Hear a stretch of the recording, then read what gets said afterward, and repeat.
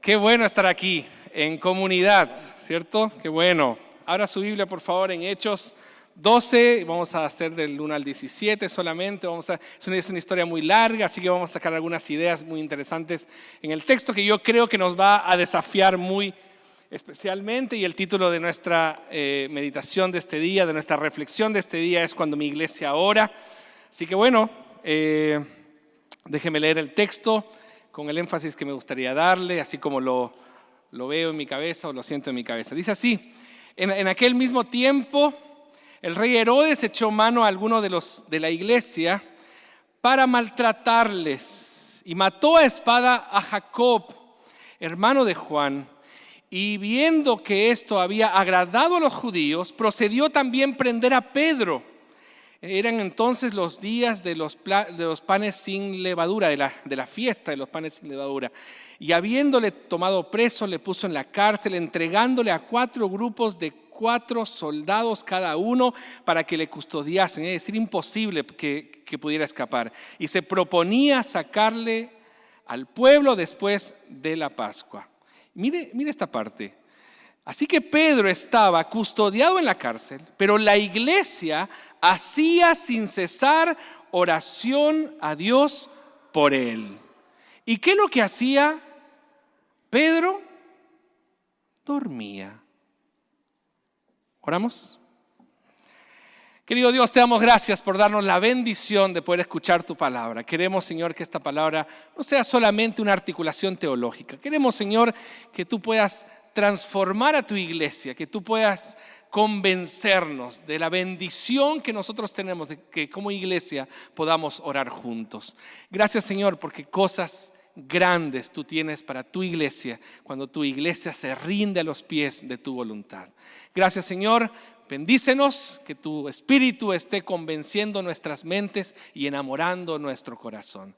En el nombre de Cristo Jesús. Amén y amén. Muy bien, es difícil leer el libro de los Hechos y no cuestionarse con la comunión que muchas veces nosotros practicamos.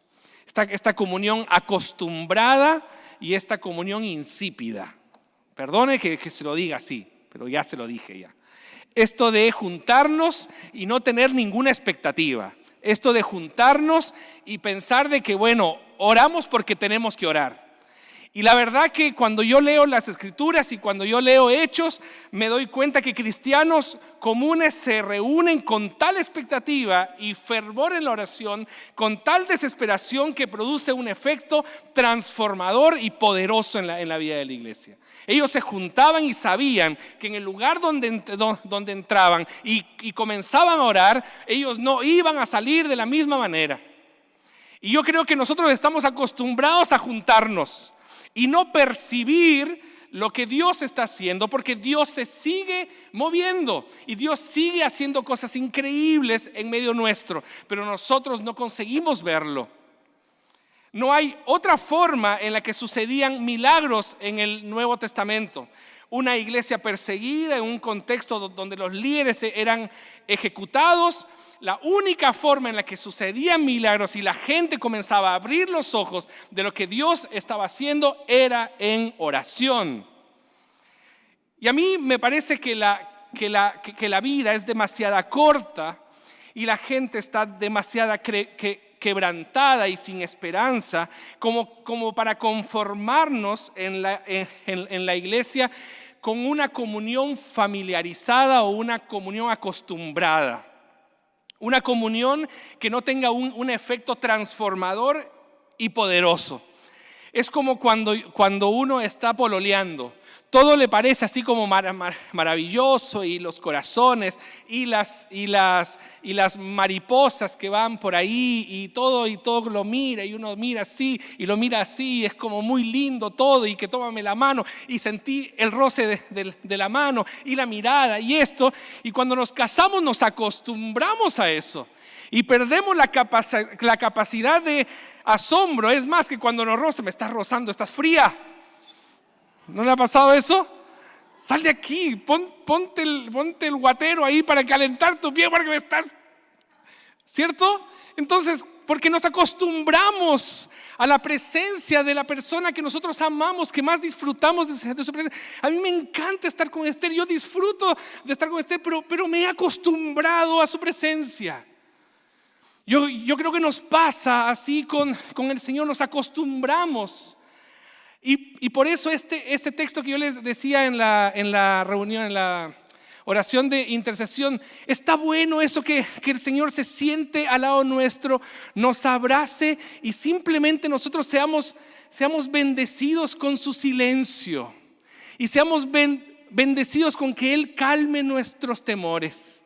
Hay algo que pasaba en la iglesia del Nuevo Testamento que tenía un efecto transformador y un efecto poderoso. Cuando Cristo está en el centro y nosotros oramos juntos, algo poderoso pasa en nuestras vidas. Entonces, la primera cosa que yo le quiero decir, que cuando mi iglesia ora, no quiero hablar de mí, quiero hablar de nosotros. Por lo tanto, cuando mi iglesia ora, nos damos cuenta de nuestras realidades. Nos damos cuenta de lo que realmente está pasando. Miren lo que dice el versículo 1, y yo le voy a ir dando énfasis a las partes donde me llamó la atención. Dice, en aquel mismo tiempo el rey Herodes echó. Y después en el versículo 2 dice, y él mató. Y en el mismo versículo, y en el versículo 3 dice, y Herodes procedió a prender. En el versículo 4 dice, y le puso en la cárcel. Y el mismo versículo 4 dice, y se proponía sacarle al pueblo después de la Pascua. Herodes se creía ahí el gran emperador, el gran, aunque no lo era, el gran rey ahí que mandaba, hacía y deshacía las cosas.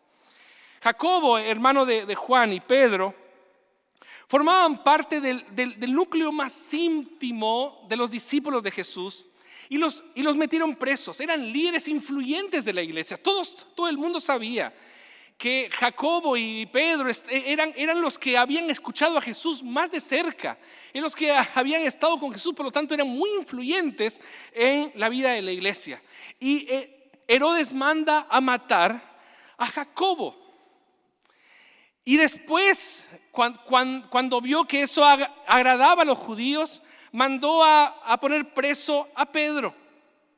La pregunta es, ¿por qué Jacobo murió y por qué Pedro no? ¿Por qué Dios hace las cosas así? Yo me cuestioné eso, porque no todo puede ser muy feliz en este texto. ¿Por qué murió Jacobo? Yo debería estar predicando de esto también. ¿Por qué murió él y por qué estamos hablando de la victoria con Pedro? Si se murió Jacobo, uno de los discípulos de Jesús. Porque las cosas tristes también pasan en la iglesia. Las cosas difíciles de entender también pasan en la iglesia. Y que la providencia de Dios y la soberanía de Dios está presente también en eso. Sí, amén. También pasan cosas difíciles en la iglesia. Y no solamente todo es alegría y felicidad. La pregunta que yo me hice es ¿por qué? Sin encontrar mucha respuesta, salvo en la teología que me dice que Dios es soberano y Dios hace lo que quiere, pero muchas veces esa respuesta no me satisface, porque igual hay dolor. Cuando uno pierde a alguien hay dolor, pero la intención también era asesinar a Pedro. Después de los 7 días de la fiesta de Pascua, Herodes no quería infringir esa costumbre de los judíos, y el único propósito que tenía Herodes era agradar a los judíos. Y lo que Herodes quería era popularidad, no quería justicia. Entonces, ¿qué pasa ahí? Son 7 días que Herodes no le podía hacer nada a Pedro. ¿Coincidencia? ¿Suerte para Pedro? Porque si no hubiera estado esa fiesta, lo hubiera matado igual al día siguiente. Pero estuvo esa fiesta de los 7 días donde no lo podía tocar. ¿Coincidencia? ¿Suerte? Hermanos, las coincidencias ocurren más cuando oro que cuando no lo hago. comienzo a percibir la providencia de Dios que se desata y comenzamos a percibirlo. La oración es el camino a la comprensión de la realidad. Es cuando yo oro que me doy cuenta que no hay coincidencias. Es cuando yo oro que me doy cuenta que hay diosidencias, que Dios comienza a actuar en nuestra vida. Y nosotros comenzamos a percibir de que efectivamente existen esos 7 días. 7 días en que no tocó a Pedro. ¿Pero por qué? ¿Por suerte de Pedro? No, porque Dios está moviéndose en la historia. Y nosotros cuando oramos percibimos que las coincidencias ocurren más cuando oro que cuando no lo hago. Pedro era el gran líder de la iglesia cristiana en ese momento. Por lo tanto, Herodes Agripa I, así se llama este rey, que quería dar un golpe mortal a la secta del camino. Así le llamaba a la iglesia cristiana. Era la secta del camino, una secta del judaísmo. Así lo veían. Pero esta secta estaba creciendo.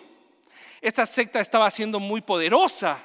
Entonces Agripa dijo, o Herodes dijo, si es que yo voy a hacer algo contra estas personas se están levantando, yo tengo que darles un golpe mortal, voy a matar a su líder principal. El enemigo siempre quiere destruir la iglesia, de alguna u otra forma. El enemigo siempre está buscando destruir la iglesia. Herodes tomó las precauciones para que Pedro no escapara de la prisión, esposado a dos soldados. Porque Pedro ya se había escapado 2 veces. El Chapo, un porotito. Porque claro, el Chapo tuvo que sobornar y todo eso. Pedro no. Pedro estaba en la cárcel, venía Dios y lo sacaba. Y Agripa, este compadre ya se me escapó 2 veces, así que lo puso un soldado a este lado, un soldado a este otro lado, uno de cada lado, guardado por 4 escoltas, de 4 soldados cada uno. Era imposible que se escapara. Había 16 soldados que se encargaban de Pedro día y noche. En la mente de Herodes era imposible que Pedro huyera de aquella prisión. Le resumo estas 4 cosas que le he mencionado. Cuando no entendemos por qué Dios hace las cosas, cuando no conseguimos ver claramente la providencia de Dios, cuando el enemigo quiere destruir la iglesia, cuando se presenta algo imposible para nuestros ojos, Dios quiere mostrar a su iglesia el poder de sus propósitos. Por eso nosotros oramos, para que Dios nos muestre que en medio de nuestras imposibilidades, Dios está actuando de manera poderosa. Cuando no conseguimos ver claramente los movimientos de Dios, nosotros tenemos que orar. Señor, muéstranos cómo tú estás haciendo las cosas. Y mientras Herodes pensaba que lo tenía todo el control, Dios se ríe en los cielos, como dice el Salmo 2. Dios se ríe en los cielos diciendo, chiquitito, yo tengo el control. Yo siempre he tenido el control. La primera cosa. La segunda cosa es que cuando mi iglesia ora, nos unimos en nuestras necesidades. Mire lo que dice el versículo 5. Así que Pedro estaba custodiado en la cárcel, pero la iglesia hacía sin cesar oración a Dios por él. ¿Está César hoy? ¿No está César? Que era un chiste para él, pero bueno, no importa. Así que Pedro estaba custodiado en la cárcel, pero la iglesia hacía sin cesar oración a Dios por él. La situación se mostraba desoladora, se mostraba sin esperanza. Pedro iba a ser ejecutado, habían 16 soldados custodiándolo, uno a cabo del otro, era imposible. Y lo iban a matar, lo iban a asesinar, parecía que Pedro no podía escapar. Porque, ¿qué es lo que la pequeña y poca influyente comunidad de Jesús podría hacer contra el poder imperial de Roma? Era un grupo pequeño frente a un imperio. Era un grupo que está bien, estaba creciendo, pero igual era un grupo muy poco influyente y estaba frente al imperio romano. Y ahí justamente la oración, hermanos, es la única arma de los que no tienen poder en la tierra. La oración es la única arma de los que no tienen poder en la tierra. Ellos podrían haber salido a reclamar contra el imperio. Queremos que suelten a Pedro, queremos que suelten a Pedro, como muchos a veces salen, ¿cierto? Queremos que suelten a Pedro. O si no, alguien habrá dicho, no, firmemos un documento con todos los miembros de la iglesia presbiteriana del Nuevo Testamento. Firmemos un documento para que liberen a Pedro. Pero el Espíritu Santo los lleva a buscar a Dios juntos. Y mire lo que dice el texto. La iglesia hacía sin cesar oración a Dios por él. Y qué interesante, porque esta es la misma palabra, sin cesar, es la misma palabra que se usó para describir la agonía de Jesús en la oración del Getsemaní. Es la misma oración, es la misma frase. ¿Qué es lo que me está diciendo entonces? Que rostro en tierra,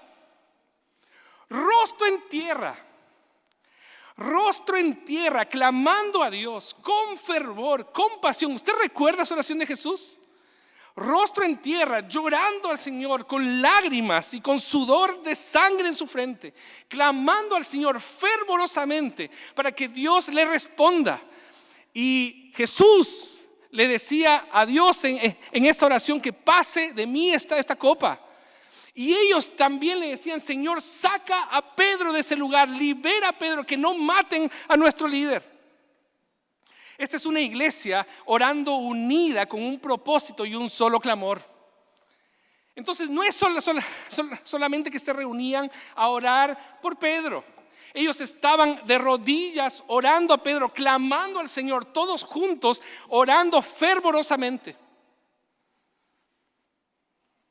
7 días estuvo Pedro y 7 días la iglesia de rodillas, orando al Señor, clamando al Señor por una respuesta de Él.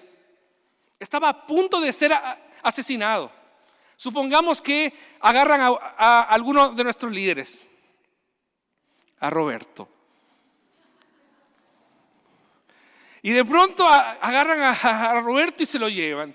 Supongamos que estamos en un gobierno dictatorial que mata personas y lo agarra porque está prohibido predicar el evangelio y a él se le ocurre dirigir un culto. Entonces agarran, entran a la persona y lo llevan. ¿Y qué hacemos como iglesia? Bueno, que el Señor le bendiga a Roberto, que su gracia esté con él y que lo sustente. Sí, ha habido mártires también en la historia. Tenemos un mártir nuevo también prontamente en nuestra congregación. Amén, hermano. Amén. No, la iglesia se junta y comenzamos a orar en cadenas de oración, en los grupos con vida y de rodillas clamando al Señor para que el Señor libere a Roberto. Dios no quiere que pase entonces. ¿Y qué hacía Pedro? Eso es ¿qué les pasa a esta gente? Pablo, ¿sabe lo que Pablo hacía mientras estaba en la cárcel? Cantaba. ¿Qué es lo que hacía Pedro? La iglesia estaba desesperada orando al Señor, saca a Pedro, que no lo maten. Y Pedro estaba durmiendo. Ponte a orar también. ¿Por qué estás durmiendo? ¿Qué te pasa? Hermanos, las armas de Herodes eran la espada y la cárcel. Las armas de la iglesia son sus rodillas en oración. La iglesia nunca es tan influyente en la tierra como cuando está de rodillas delante de Dios. Nosotros comenzamos a ser influyentes cuando la iglesia se pone de rodillas. ¿Y por qué de rodillas? Aquí yo comencé a hacer y pensar y digo, ¿por qué sin cesar? ¿Por qué esta agonía? ¿Por qué de rodillas con el rostro en tierra? Porque la iglesia era consciente de su Dios. Porque la iglesia era consciente de su Dios. Cuanto más clara sea nuestra comprensión de nuestro Dios, mejores serán nuestras oraciones. A veces con la poca presencia y la ausencia de hermanos en la vigilia de nuestra iglesia, sea cual sea la hora, entre las 7 y las 11, la poca presencia de los hermanos en la vigilia de la iglesia me lleva a pensar, se los tiro y me retiro lentamente, me lleva a pensar la poca comprensión que nosotros tenemos de nuestro Dios. Pues nosotros necesitamos orar. Nosotros necesitamos estar juntos orando. Dios no necesita de nuestras oraciones, pero nosotros necesitamos orar. Cuanto más clara sea nuestra comprensión de quién es Dios, mejores serán nuestras oraciones. Lo interesante en el texto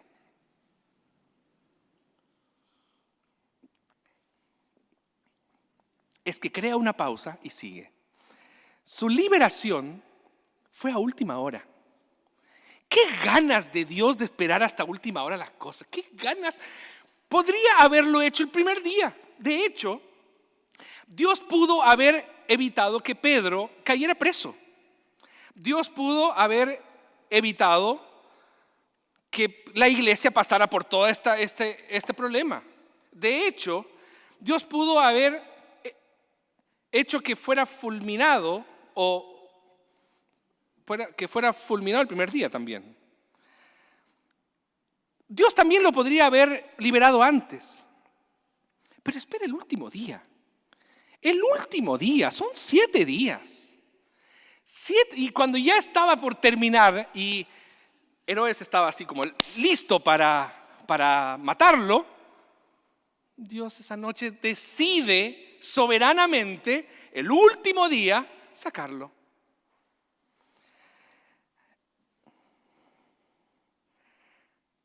Yo sé que es la soberanía de Dios, pero me arriesgo a dar una razón.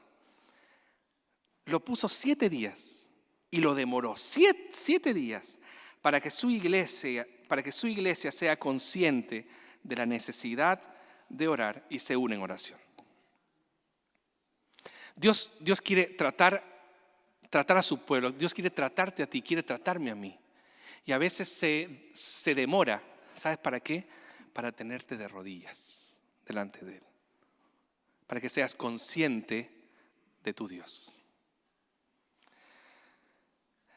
Pero lo que más me llama la atención aquí es la interacción de la providencia natural y la providencia sobrenatural de Dios para los teólogos que les gusta a veces. La interacción entre la providencia natural y la providencia sobrenatural de Dios. El ángel sacó a Pedro en la cárcel, pero fue la oración la que fue a buscar al ángel. Hay una conexión. Simplemente se los digo, no voy a decir más, se lo voy a decir solamente. Hay una conexión entre mis rodillas dobladas y el brazo extendido de Dios. Hay una conexión entre mis rodillas dobladas y el brazo extendido de Dios. Algo pasa en el misterio de lo sobrenatural, que cuando yo estoy de rodillas delante de Dios, soy más consciente de un Dios que tiene las manos extendidas con poder para desatarlo en medio de su iglesia. Por lo tanto, la iglesia se mueve cuando está de rodillas delante de Dios. Lo último, cuando mi iglesia ora, nos sorprendemos por su intervención. Miren lo que dice el versículo 11 y lo que dice el versículo 17. Versículo 11 y 17. Los niños se acercan. Entonces Pedro, volviendo en sí, dijo: ahora entiendo verdaderamente que el Señor ha enviado su ángel y me ha librado de la mano de Herodes. Versículo 17. Pero él, haciéndoles con la mano la señal de que callasen, les contó cómo el Señor le había sacado de la cárcel. Y dijo: haced saber esto a Jacob y a los hermanos. Muy bien. Pedro pensaba que era una visión y volviendo en sí reconoció que era el Señor. Para mí esta es la clave de la oración. Esta es la clave de la oración. La oración no tiene poder. Dios tiene poder. Nuestras palabras no tienen poder, no tienen autoridad. Las palabras de Dios tienen autoridad. Entonces, Dios siempre hará más de lo que nosotros en nuestra oración podemos imaginar. Y Dios nos sorprende de esa manera. Dios hace más de lo que en nuestras oraciones podemos imaginar. Muy bien, pero yo me quedé con una última cosa. A mí me dicen, a mí siempre me han dicho que yo tengo que orar con fe, no dudando nada. A mí siempre me han dicho que si yo creo, las cosas van a suceder. A mí siempre me han dicho que yo tengo que orar casi con una fe perfecta delante de Dios. Pero esto es condicionante para que Dios actúe. Si usted ha prestado bien atención al texto, dice el texto que estaban orando fervorosamente por la liberación de Pedro. Pero al parecer, no esperaban una respuesta tan rápida. Estaban orando, Señor, libera a Pedro, Señor, pues yo te pido, Padre, nosotros confiamos en ti, que tú vas a liberar. Y Pedro aparece.